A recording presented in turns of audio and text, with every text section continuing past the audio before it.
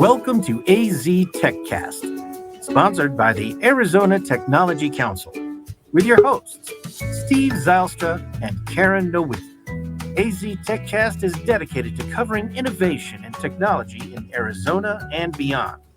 Broadcasted monthly, AZ TechCast invites leading experts to have real conversations about what is happening in the tech sector across the state of Arizona. From regional news to innovative startups, companies, and emerging technologies, AZ TechCast covers the critical issues and economic trends propelling the state's growing tech ecosystem. On December 25th, 2021, NASA launched the James Webb Space Telescope, the largest and most complex space telescope ever built. And 4 days later, Webb's massive sun shield deployed, and within weeks, its primary mirror started unfurling. On August 12th, 2022, Webb's first images were released, and our view of the universe was forever changed. But what did it take to get there? Welcome to Phoenix Business Radio X. I'm Karen Nowicki, president and owner of Phoenix Business Radio, and I'd like to welcome you to AZ TechCast, sponsored by the Arizona Technology Council. AZ TechCast is dedicated to covering innovation and technology in Arizona and beyond. Broadcasted monthly, AZ TechCast invites tech and business experts to have real conversations about what's happening across the state of Arizona. AZ TechCast discusses the critical issues, topics, and trends propelling the state's growing tech ecosystem. So please join me in giving a warm welcome to today's featured guest. We have Eric Novak, who's the general manager at 4D Technology. Welcome, Eric. Hi. Happy to have you. And Marcia, sorry about that, Marcia Ricci, professor of astronomy at the University of Arizona. Welcome, Marcia. Hello, welcome. And I understand after a moment of getting to know each other in what I'll call the green room, Stephen mentioned you were a speaker for one of the events just this past week. Yes, I had the pleasure of going down to the Tucson Convention Center and giving a nice talk about Webb and how we have gotten from launching to taking data. Fantastic. So we'll get to hear a little bit more about that with your peers as well. And then also with us today is Fred Milligan. He's the Vice President of Research and Development at Via Via Solutions. Welcome, sir. Thank you. And it's actually Van Milligan, but Fred will do. What did I say? I don't know. Let's not go back to whatever I said. I'm used to the Van disappearing. I must have done that. Fred Van Milligan. Thank you okay. for the correction. Yeah. And I think I might even not have said the company name correctly. Viavi. That's correct. Yes, got it right the second time. Yeah. Thank you for that. And joining us as well is Steve Zylstra. He's the president and CEO of Arizona Technology Council, and we want to welcome Steve as well. Thank you, Karen. It's always good to be here with you, and we have some great guests today and on a really important subject to all Arizonans, all Americans, and really everyone in the world. I think it's going to be a fascinating conversation. It's insurmountable amount of changes that we've faced, and exciting innovations developed at cosmic collaborations that led to the most successful space telescope that's ever been launched. And so to Steve's point, we've got a lot of ground to cover. Let's get started. We do always like to start this conversation with each of you introducing yourself and your respective companies and a little bit about your background. We do have up to an hour for our show, so please don't be shy. And then we'll jump in with the questions that we've prepared for this conversation today.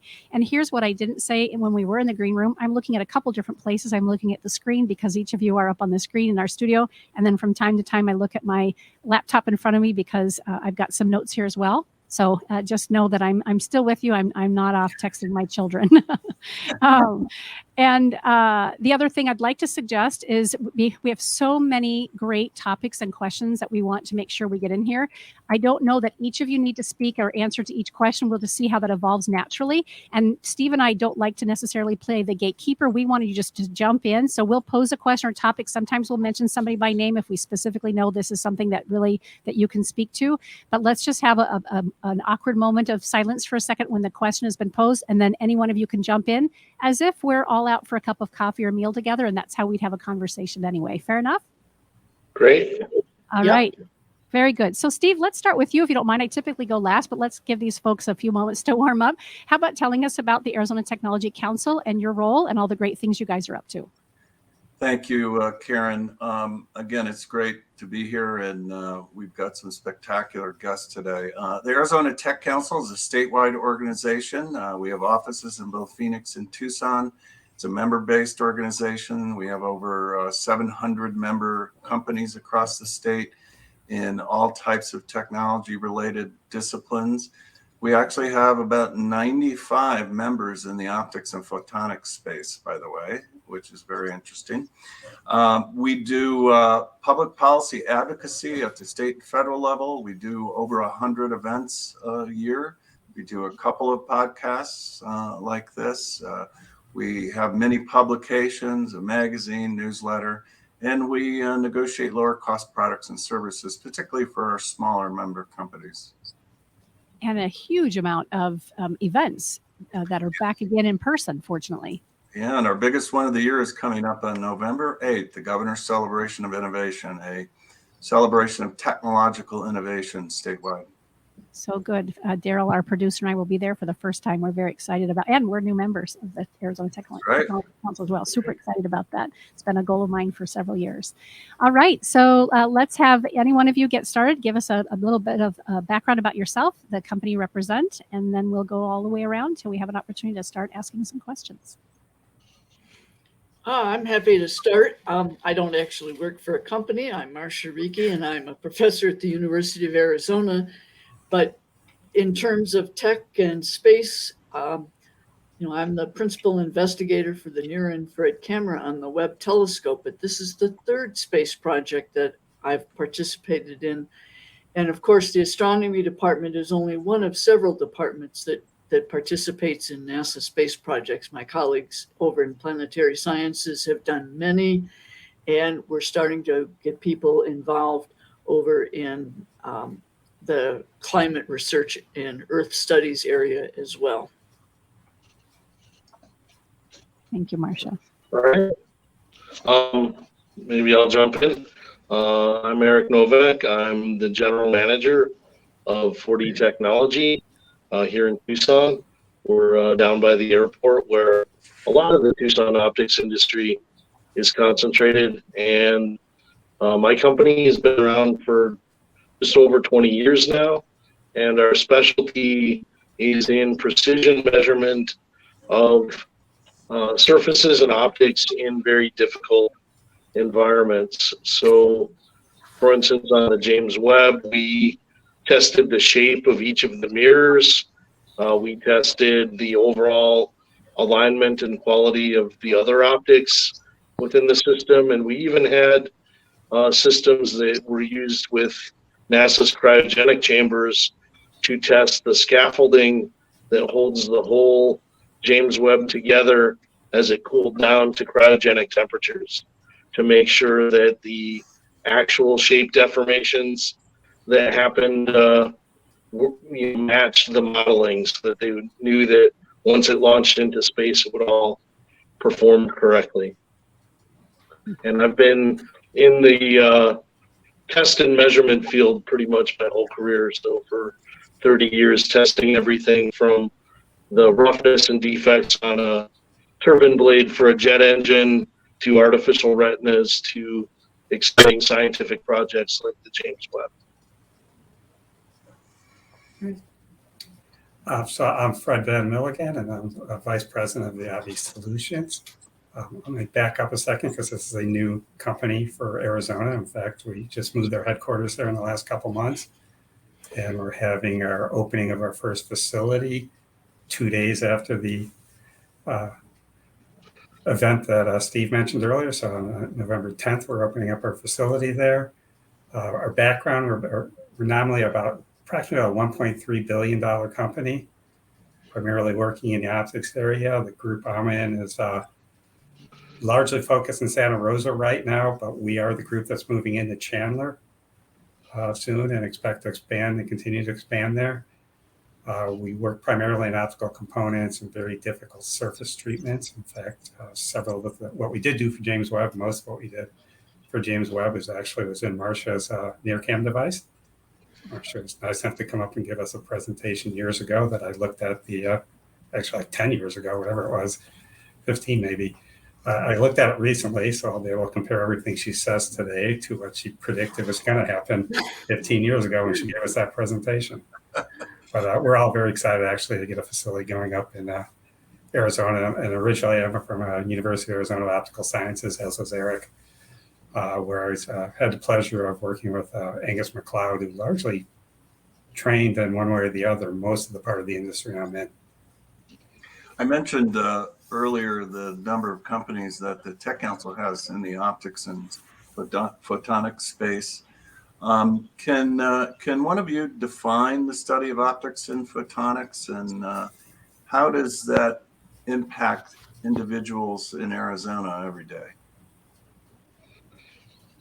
Yeah, so I think we all probably have our own take on it. You know, I'll talk maybe about how I got into it.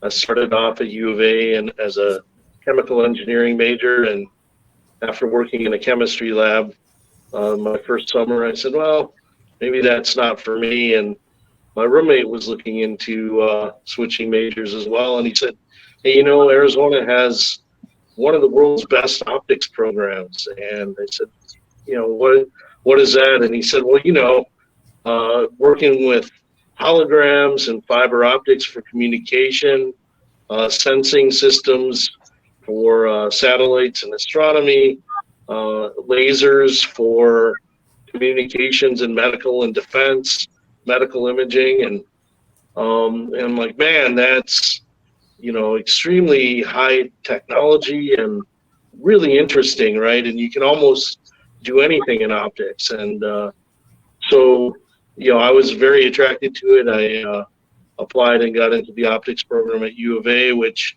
is arguably the best, but certainly among the top 3 optics programs in the entire world for training people in all of these industries. And it's critical.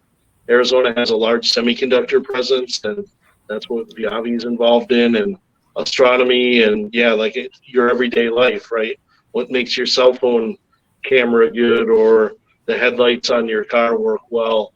All of that traces back to optics, and it's a huge industry in Arizona, and super exciting. I'm sure that there are now far more programs worldwide than back in the day, huh?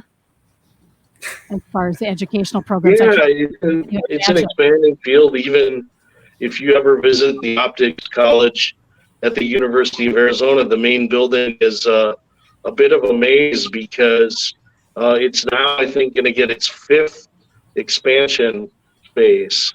And so it just, even here, it keeps growing and worldwide as well. But I must say that the U of A optical science program remains the number 1 program in the world. Wow. And there's another great program in New York State and other places, but U of A is still number 1. Very good. Yeah, and just to be clear, we actually do have a small facility in Rochester as well. But yeah, I do agree that Rochester is the other place, right? Yeah, exactly.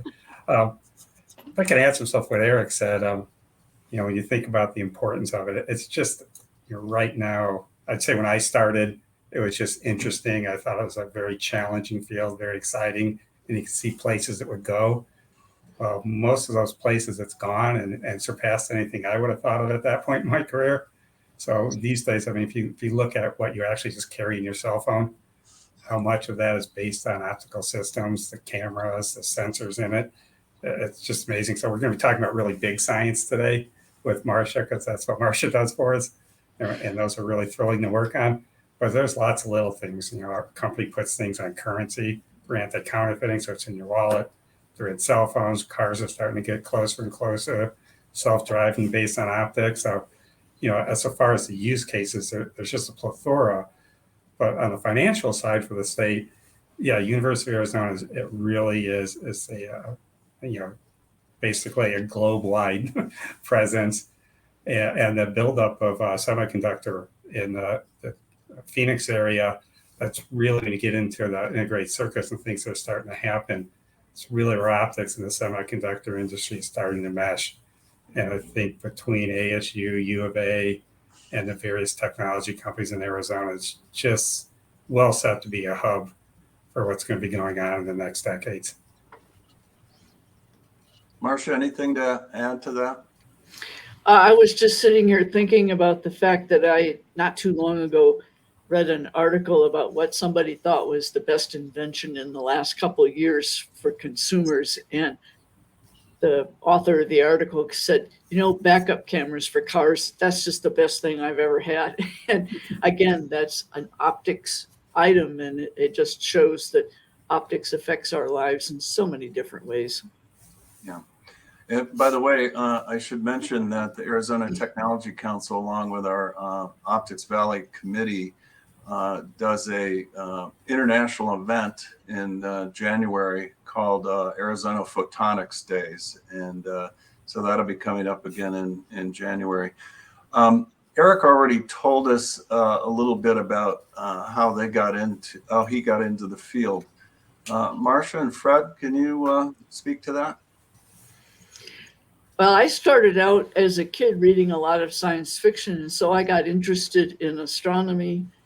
When I went to college, it was just after we had landed on the moon, so I thought I wanted to be an astronaut, and I took an aeronautical engineering class.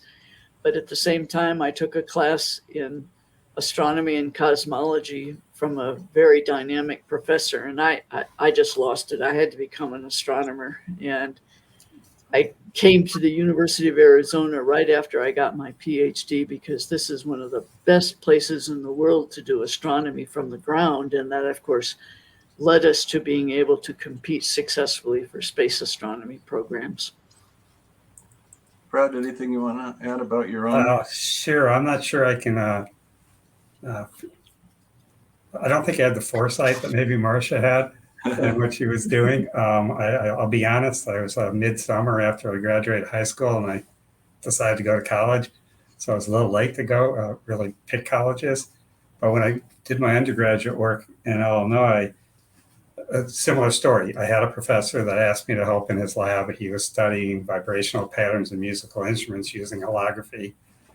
And I kind of got hooked on the optics side of it. It was, it had its technical challenges and it, a certain coolness to it. And applied to University of Arizona Optical Sciences Center, got accepted. And as I said, had the pleasure of working with Angus MacLeod for 5 years, who was, still about the most brilliant person in the field I'm in that I've ever had the pleasure to work with. That's so cool. By the way, I waited a year too. I worked for a year after high school and then went to college to become an engineer and spent 20 years in the aerospace and defense industry, a somewhat related industry. Mm-hmm. And where did you go to school, Steve? What's that? Where did you go to school? I went to Western Michigan University in Kalamazoo, Michigan. Uh-huh. Oh, I think we played you in football. I went to Western Illinois. Oh, yeah. Absolutely. Absolutely. Cool. And my grandfather was from Kalamazoo. Oh, really? How about Yep. that? Yeah, I grew up in the Grand Rapids area. Can you describe Arizona's optics and photonics industry? I sort of led into that with a number of just members that we have that are in that space. And who are some of the key players in the industry here in Arizona, both big and small? Excluding ourselves, right? Of course. No, I think obviously U of A is a major player from a company standpoint. Well, I know for us, when I think Arizona and where we do business, where our customers in Arizona, it does tend to be the aerospace companies for us. Aerospace isn't the biggest part of our business; it's maybe 10% of our business. But Raytheon is just a huge facility there. Wow. And then on the flip side of it, we buy things from, like we buy things from Eric. Now you get into there's an amazing amount of instrumentation capabilities in Arizona. If there's something you need to determine a way to measure or something, it's not always Eric's company, depending what you're doing, but there's likely someone in that Phoenix, Tucson area that will be amongst the leaders in that area. Yeah. There's also, companies in Tucson that specialize in what they call illumination. engineering. So again, how do the headlights of your car work, or other, ways to get light and imaging into interesting geometries or packages. In Arizona, there's, obviously Raytheon is a big player, but there's Lockheed and other things. And then there's a lot of small players and consultants and spin-offs from U of A in everything from how to coat optics with either highly reflective coatings or anti-reflective coatings. We have people doing optics polishing. There's just, and then tons of camera companies in Tucson, and then Edmond Optics just has a huge facility that's just a few years old. Again, kind of in the vicinity of the airport, where they produce optical components as well as whole optical systems for themselves and other companies. So it's a pretty diverse field. And even like Arizona Optical Metrology is probably the world leader in making holograms that are used in optical testing of complex systems. So those guys are involved in everything from testing virtual reality goggles to medical devices to telescopes and things. So there's a lot of companies, and I have to say, most of them thrive because of the partnerships that are produced with the UA, and because of places like the Arizona Tech Council that helps us all communicate with one another and stay on the same page and marching forward, aware of each other's roadmaps. Marcia, you depended a lot on local providers, if you will, in building the camera for the Webb telescope. Any thoughts about who were really some of the critical players in Arizona to support your project?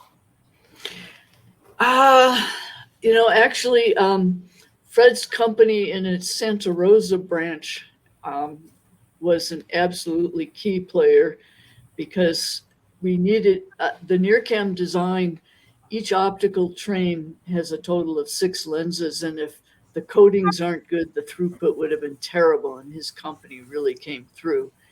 And at the same time, Eric's company, I don't even remember any test setup for JUST that didn't have a 4D interferometer as part of it. So those are some of the key things for me. Well, Fred, by the way, you mentioned Raytheon. I once worked for Ford Aerospace and was responsible for the guidance and control section for the Sidewinder air-to-air missile. And we had a sapphire lens on the front and a Mercat Telluride detector. And today it's a whole different system, but it's only built by Raytheon. We're going to go to our first commercial, and I'll turn that over to Karen. Oh, I just see. Hold off on the commercial. So let's move to the next question then. And let's start with Marcia. What were some of the key objectives in building the Webb telescope, and why did we need this new and improved technology? We had Hubble. Yeah, we had Hubble, but Hubble suffers by comparison to Webb in 2 regards. It's much smaller. Webb has more than 6 times the collecting area, so that means 6 times fainter things. And more importantly, Webb is optimized to work in the infrared. It's cold. Hubble is kept at the temperature of the laboratory where its mirror was figured, 76 degrees Fahrenheit. Wow. That's just terrible for infrared astronomy. We could never detect exoplanets in distant galaxies if we were that warm. So Webb has that big sun shield to let the mirror and the instruments get down to minus 388 Fahrenheit or 40 degrees Kelvin for those like those units. And we needed something like Webb so that we could see in the infrared with the kind of detail that we're used to seeing from Hubble. So we needed it bigger and we needed it cold. And the goal is to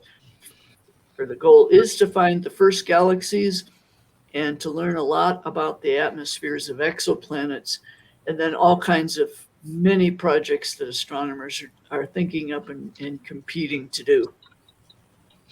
And the objective of looking for exoplanets, is that an opportunity to look for life elsewhere in the galaxy or in the universe? Well, I would have to say, honestly, it's hard to say when you can only do the kind of remote sensing you do in astronomy to prove that you've found life.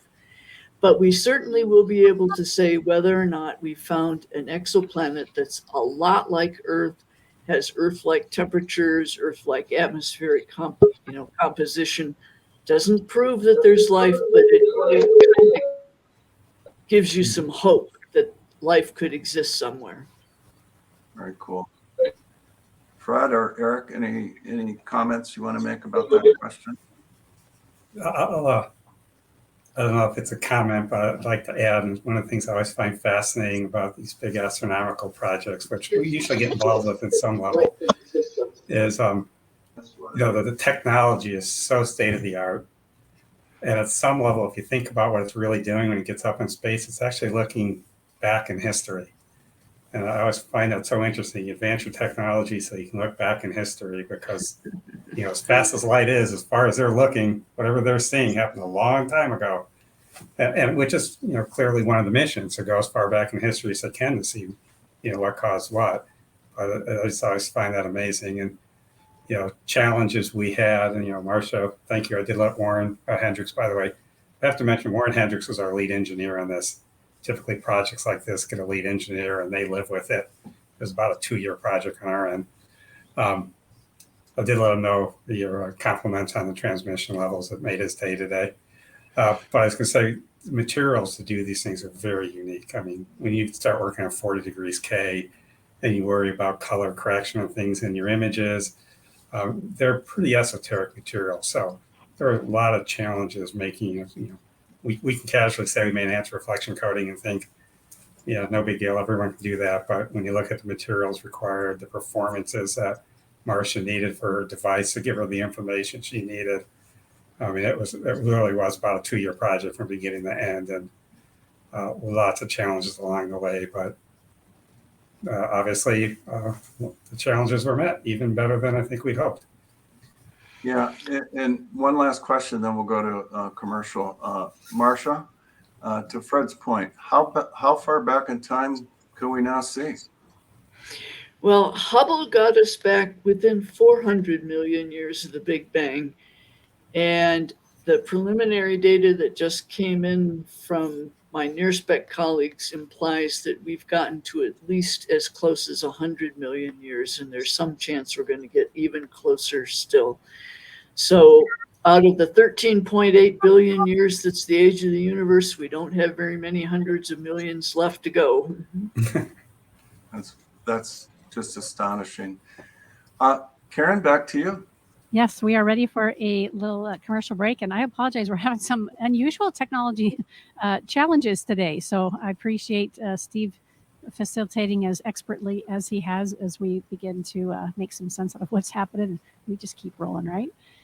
The first shout out we want to give to is Arizona Commerce Authority. Arizona Commerce Authority is AZ TechCast 2022 innovation sponsor, and let's hear from Arizona Commerce Authority. Our streamlined pro-business approach helps you achieve more by putting less between you and future success.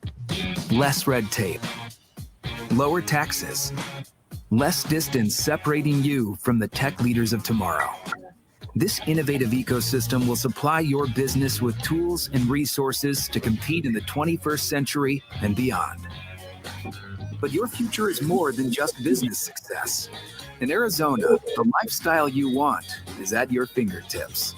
Explore cities known for their Southwest heritage and modern vision. Enjoy beautiful scenery and endless outdoor activities on land, water, or snow.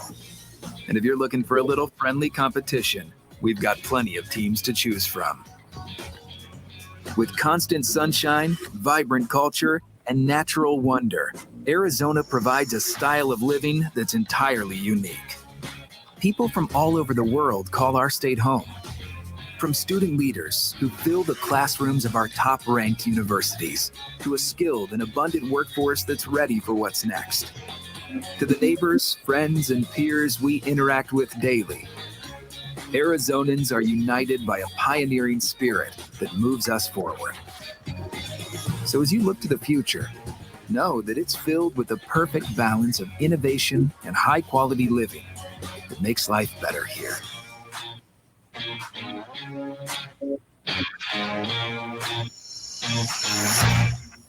You know what I've just decided? I think for Steve and I, we will know that we've reached the masses when someone comes back to you or I, Steve, and says, you know, I heard that Arizona Commerce Authority commercial on your podcast, and it had me and my family and my company moving to Arizona.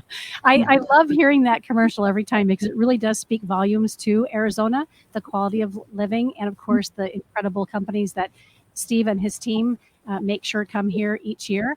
And each of you have alluded to how important Arizona is to you as well. And of course, we welcome Fred and his team as well. So fun to hear from Arizona Commerce Authority. I think each of you have spoken quite a bit about this, but I want to make sure we have a chance to have you make sure it's very well-rounded. If you'll start, as we begin this next segment, talking about what role you and your organization specifically played in designing and developing JWST. Did we leave anything out? Are there other highlights that each of you would like to add? Well, I'd like to comment that as great as engineers are, if we decide that we want to do a space telescope project, we can't just give them a list of requirements. We really have to work hand in hand with them so that they know when to tell the scientists, calm down, that's not feasible.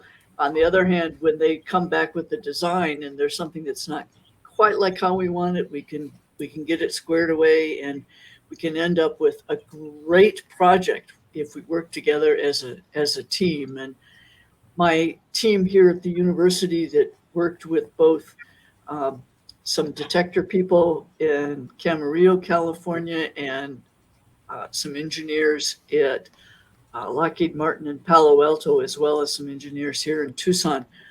It took all of us doing our bits to make a great product. And I think it's important when you're trying to push the envelope to have both scientists and engineers working hand in hand, because scientists will go off the deep end and try to do something that's totally crazy, and on the other hand, the engineers can't always interpret what we mean, and so we've got to work together to make a project like Webb happen. Marcia, Yeah. I'm not sure our audience yet appreciates the magnitude of the contribution you, your team, your partners, and so on have made to this telescope. As I understand it, the photographs we're now getting are coming through the camera that you and your colleagues designed and built. And so, could you speak more to the details of what it took to do what you did? And then I'd like to hear from Fred and Eric on the contributions that they made to that success. Yeah, I should comment, there are some of the images were taken with the mid-infrared instrument as well, but what I'm about to say kind of applies for both NIRCam and MIRI. So I started working on JWST back in 1998 when we were still trying to kind of come up with the mission concept as a whole. And at that time, I didn't even know that I would work on NIRCam eventually. We responded to a call for proposals from NASA. We won, and we won because we had a clever optical design.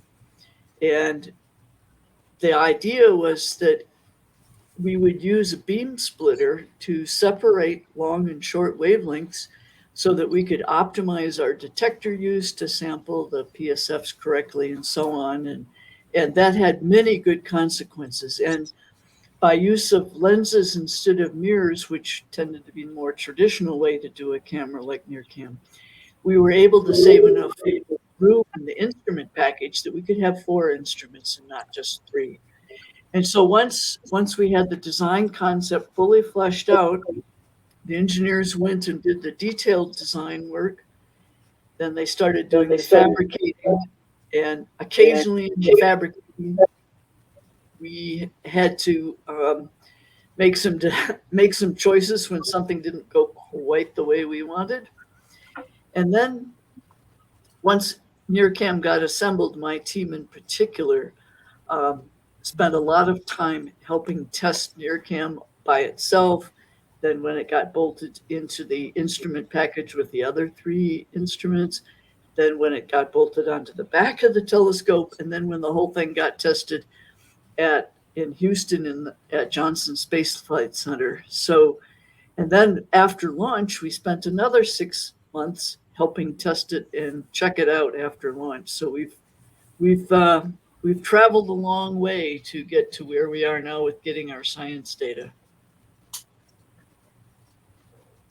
Fantastic, Marcia. Thank you. We're going to have folks mute their mics while they're just listening because we're getting a little bit of feedback. So Steve and I will take a more active role in kind of directing traffic and inviting our speakers to come back on. Fred, let's hear from you as well. What role did you and your organization play? Right. So we coded 4 of the components within the NearCam. As I said earlier, that in itself sounds like, well, we do that every day on fairly simple codings, but obviously these weren't simple. These type of projects usually come to us. I like to think more often than that they come to us because if it can be done, we're probably the guys that can do it. But they do a lot of back and forth. The materials that we needed to code on were zinc selenide, which isn't a challenge for us, but barium fluoride, lithium fluoride, really nasty materials, and they don't like temperature, they don't like temperature shock, they don't like being cleaned, they don't like being touched. So there are a lot of challenges. When you get into these programs, you work back and forth. In our case, our direct customer was Lockheed. Marcia was the ultimate user. So there's a lot of back and forth of what can you do, what can you sign up to, what will it take to do even better than that. And I think we actually got to the even better than that. But it was a very challenging, as I said. On one hand, we can say it's 4 components. Depending on some components we make, that means we spent an hour on it. But this one was a couple of years to make sure we could actually do them. We also did, Marcia mentioned earlier, that beam splitter that split it into 2 broad wavelength regions. We made that as well. And the concept of making this transmissive, which was so important to them to be able to put as much capability in the device as they did. Yeah, it wasn't for the pale of heart to try and do that. There are a lot of materials issues in that design, which were solved. But I'm sure when Marcia and team were designing it, I'm absolutely sure they're fully aware of how risky it was going to be, but it was able to be done. And for us, it was an exciting 2 years. And I'd comment that one of the challenges that we had with what Fred's folks had to do was that, yes, coding the lenses needed to be done for throughput and things, but they could not do anything that would cause any iota of distortion because our optical performance requirements were extremely tight, because NearCam is also used to align the 18 mirror segments. And so we had a requirement on wavefront error that was almost impossible to make. Yeah, pretty close to impossible. And then on top of that, it all has to work at 40 degrees K, as Marcia was saying. Well, you don't routinely have equipment around to measure things at that temperature, which I think is why Erica's team started getting engaged so much. Yeah, and Eric, you talked earlier about a lot of the testing you did. Can you tell us more about your experience with this project? Yeah, I mean, it really was an extreme challenge, for us as well. The mirror segments need to be accurate in shape to roughly 1/100th the width of a human hair, right? And they all have to be identical, and they have to maintain that shape. And from a testing standpoint, we needed to test those mirrors.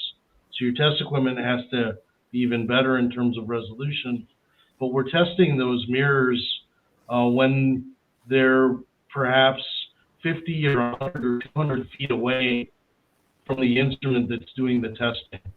So for us, our specialty is doing those measurements in the presence of air turbulence, which normally isn't a big thing, but if you think of just looking at a hot road and how the road distorts, now I'm trying to measure something to a nanometer level, and I need to measure independent of that.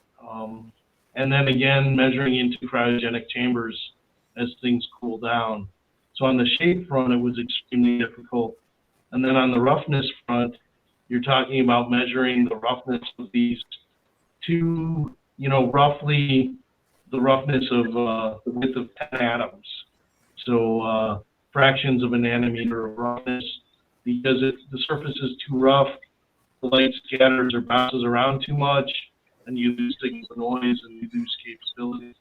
And so we sold more than 20 different instruments into the program, some highly specialized for the program, some more commercial. But to Marcia's point earlier, I mean, this really is, when you talk about big science, you're talking dozens and hundreds of companies, everyone from machine shops to the optics companies, to the materials providers, to the coders, and just making sure everyone works together.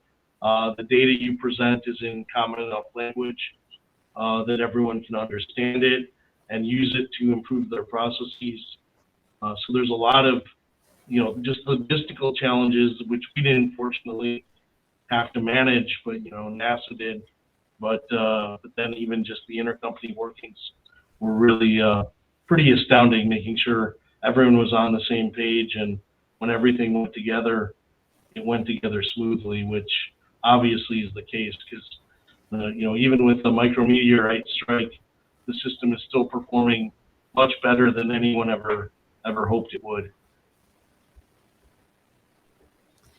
After another break and a word from our sponsor, I would love to have us talk a little bit more about some of the technical challenges that you all faced in working with JWST. I know we've alluded to some just now, but before we do that, let's take our last break. We want to hear from the 2022 Tech Advocate sponsor, JDH Insights.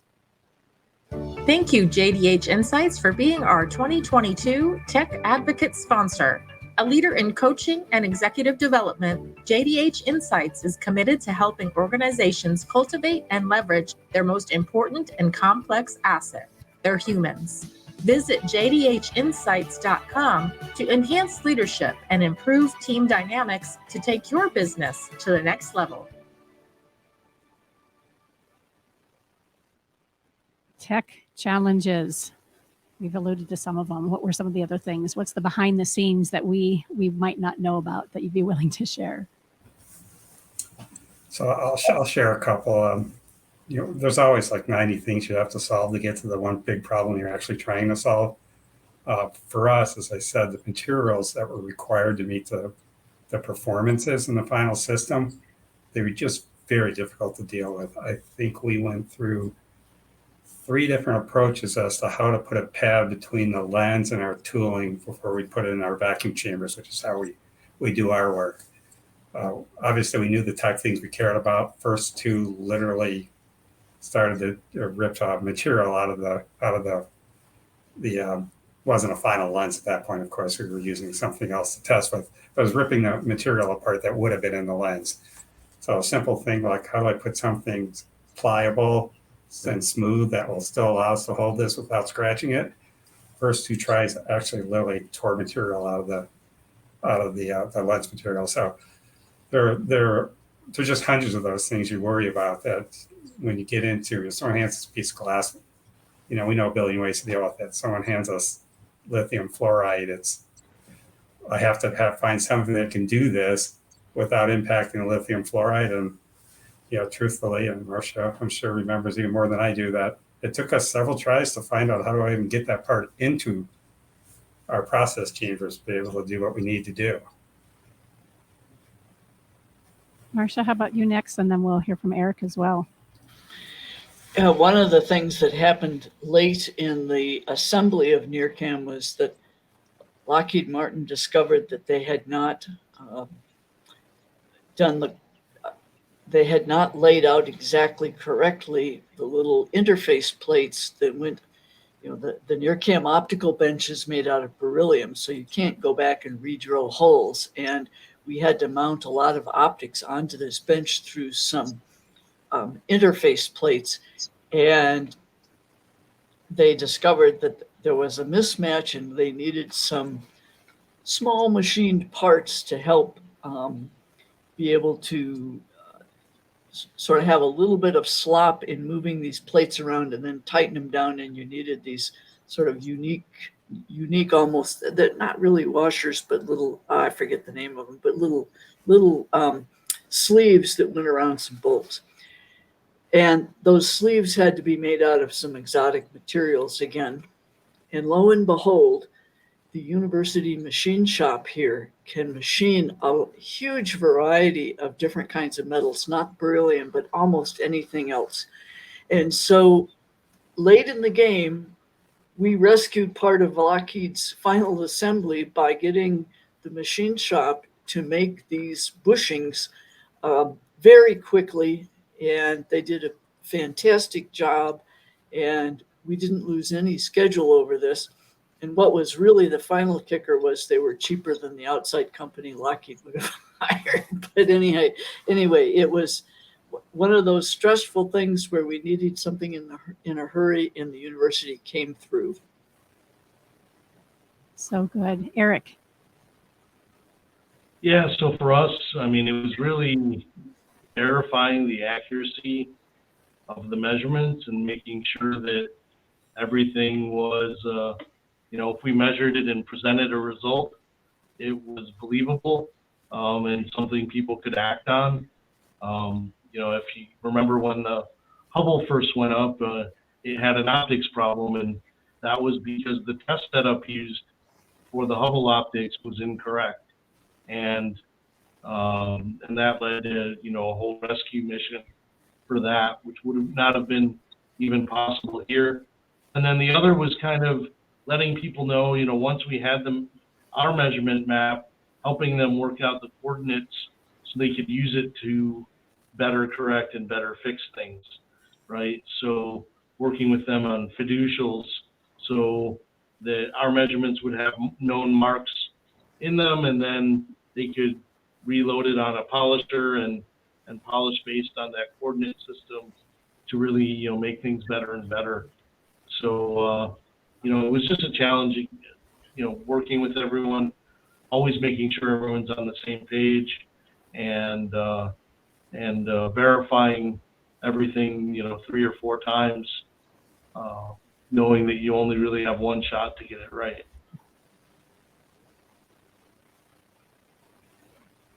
Sorry, I had to unmute myself. Marcia, we were all anxious about the launch and about whether when it got out there millions of miles into space, everything was going to work the way it was intended to work. And then when we first saw some of the images, they were all over the place, right? And then and they were blurry. And then all of a sudden, you started seeing images. Can you tell us what you were going through during that whole experience from launch to the mirrors becoming operational? Because your camera, as you said earlier, helped align the mirrors so they could look deep into the universe. Yeah, and of course the launch is a very scary part because rockets are controlled explosions, and of course that went beautifully, and the Arianespace people did such a good job. We have enough station keeping fuel to last for maybe even as long as 25 years. And then there was, of course, worrying about all of the deployments, which took over 2 weeks for everything. And they all went just exceedingly well. and they actually got ahead of schedule for a little while. And then for me, the next big concern was that NIRCam would turn on correctly. And once we were turned on, that everything was actually functional, that we could sense light. So we took the images that found the 18 segments in their higgledy-piggledy state. And then there was quite a long period of taking images. The wavefront sensing team analyzed them. Then they uploaded commands to the mirror segments. And eventually we got the mirror completely aligned, and so that it was nigh on to perfect. And then we started using more of NIRCam, and I could finally rest easy because we had been worried there was one mirror support in the second half of NIRCam that we knew was subpar, but it had all the analysis pre-launch said that the other two struts would hold the mirror just fine and that everything would be okay. And lo and behold, yes, everything was okay. And then it was just a matter of going through and doing all kinds of calibrations to get us to where we could take the gorgeous images, because we have to do things, make certain that the filter wheels were aligned and that the readouts were going the way we thought, all sorts of little details, but all of that went just as well as one could have hoped.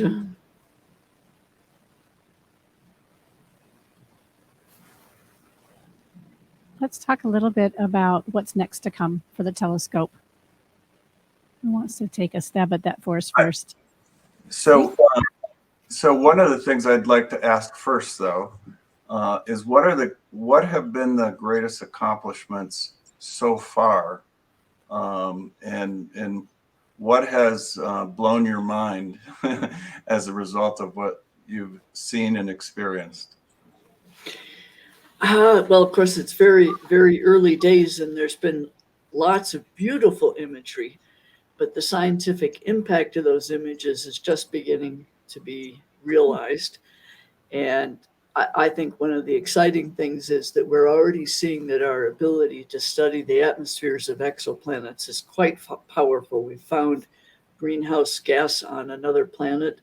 I mean, people would have thought that we would see such, but it's always good to go out and actually prove it. And what was amazing was that on Hubble, it took more than 2 years to learn how to reduce that kind of data. With Webb, everything is so stable that, gee, you took it, and then as soon as you had a couple days to check it out, bingo, you had your result. And now my team is just finished getting their first batch of survey data to find the most distant galaxies.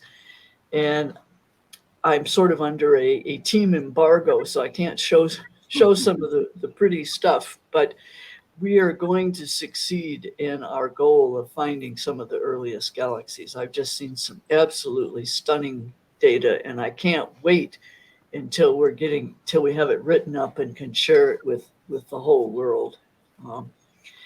And of course, everyone's seen how beautiful the pictures are and how much more detailed they are than Hubble. That's where our optical alignment, optical quality comes through, is the fine detail that we're seeing. Eric and Fred, given your organization's contribution to this, you must just be elated to hear these things and how well it's going, and the whole company just must be excited about the contributions you made to one of the most significant science projects in man's history. Yeah, I mean, we certainly had quite the celebration here when it successfully launched. And then it was so impressive. It was such a complex endeavor to unfold it all and get the heat shield working, and that all went even better than planned. I mean, there were all these contingency plans we had to vibrate the telescope in space and to spin it back and forth a little bit and to heat different elements, and really none of that was even necessary at the end of the day. And so, yeah, it's been amazing, and I would say every week someone in our company is sending out the latest pictures, the pillars of creation last week. I mean, seeing the earliest galaxies, seeing detail on Jupiter that we've never seen before, even looking and learning that, galaxies were fully formed sooner than people maybe even thought. It's been really, really exciting and really energizing to the company to be part of that, right? To see what you did, kind of making a difference. And it's been wonderful, really. Fred, how about you? Yeah, I don't know if Eric would agree or not, but I think in any company that makes optics or is involved in the optics industry, there's some percentage of closet astronomers. I mean, but it's a path so many people take into optics. So, I know we have a few people doing the same as Eric says, sending out pictures. I mean, we have one guy that chases eclipses around the world and takes photos. Of course, he gives us updates on anything coming out right now. So, yeah, it's exciting, so we get involved in these type projects. And, when you're a part of something, but you're not, Marcia's like in the lead, I'm looking at the data, we're putting components inside. It's always exciting when you do that on a project that suddenly makes this big a splash and you can see what you did is really doing something. So we're almost out of time, and I just want to bring this home by asking you, this is a project that's every bit as exciting in my mind as landing the first human on the moon. How do we use this to get the next generation of young people interested in optics, photonics, astronomy, the field that led to this unbelievable project? Yeah, so I think, there's a lot of opportunities, particularly in Arizona, for people who are interested in optics, right? I mean, obviously there's a lot of information on the internet you can always pick up, but, U of A has optics camps for students to learn more about optics, and that's a summer program. They even have a winter program for prospective undergrad and graduate students that are entering university. A lot of the companies in town have internships. So currently at my company, I have a few high school students interested in science and engineering who are interns here, all the way up through undergrads and graduate students working here. And so there's opportunities there as well. And then even just, attending some of the different, events in town that are sponsored by you and other organizations. There's often, kind of optics get-togethers, or Landgrau has viewing parties or things like that. And so, there are a lot of opportunities, I guess, reach out to companies in optics. And one thing is I think all three of us and most people in the industry, we really love it, right? And we promote it, we want to share it, and we just can't wait to work with interested parties and show them what we're doing and tell them, no, we don't just make eyeglasses, which is a common question we get, but to really show people how exciting and how pervasive the field can be. Hey, Steve, if I could add just real quickly, let Marcia end since she's the star of this thing. I think this is the government knows that this type of technology is important. And when you get these big splash situations, you certainly want to get it out because it does breed interest in people in their high school years and even pre that. But one thing I've noticed more and more in a lot of initiatives that the government's leading is they literally put a part of that initiative into training now and getting the information out. It's no longer just develop this. There'll be a whole section in there to say, get this information out, make sure you're training the next generation's engineers. I don't think that was always the case, but I see it almost all the time now. And I know at least at Viavi, we're engaged in several scenarios like that where we're working with universities on bigger efforts where a large part of it is in the bringing up the next excited engineer. great. Thank you. Yeah, we've spent a lot of time trying to go out and give talks that highlight not just the astronomy, but how did we get the telescope to where it is? How did we build it? And encourage people to be interested in the whole scope of the project. Karen, you want to bring us home? I certainly would love to do that. And I'm grateful for your patience, everybody, today, in addition to just the breadth and the wealth of knowledge that you're shared. I have a young engineer who at home, a freshman in high school, and I'm very excited to go home and share the photos and the conversation and the podcast that we had today. He's not quite sure, in 4 years which direction he's going to go. And as you all have alluded to, everything keeps changing so quickly. Who knows what's going to be available to him? But I'm now kind of hoping that this field might be of interest to him. Karen, Again, yeah. Karen, and I have a son that's in the Space Force. Yes. Do your panelists know that as well? Yeah. He was a Embry-Riddle graduate, did Air Force ROTC, joined the Air Force, but got recruited into the Space Force. So he's working on space programs now as well. So exciting. Thank you, each of you, for being with us today and sharing your time and expertise. You've been listening to AZ TechCast, brought to you by Phoenix Business Radio with Business Radio X. Today's AZ TechCast was brought to you by Arizona Commerce Authority, the state's leading economic development organization with a streamlined mission to grow and strengthen Arizona's economy. And many thanks as well to JDH Insights, the 2022 Tech Advocate sponsor. Visit JDH Insights to enhance leadership and improve team dynamics to take your business to the next level.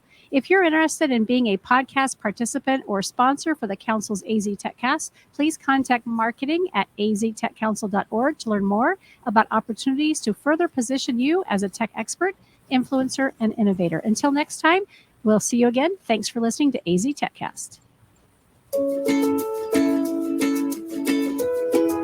Thank you for joining us for this episode of AZ TechCast with Arizona Technology Council, featuring leading tech and business experts that help influence and shape our great state and the industries they serve.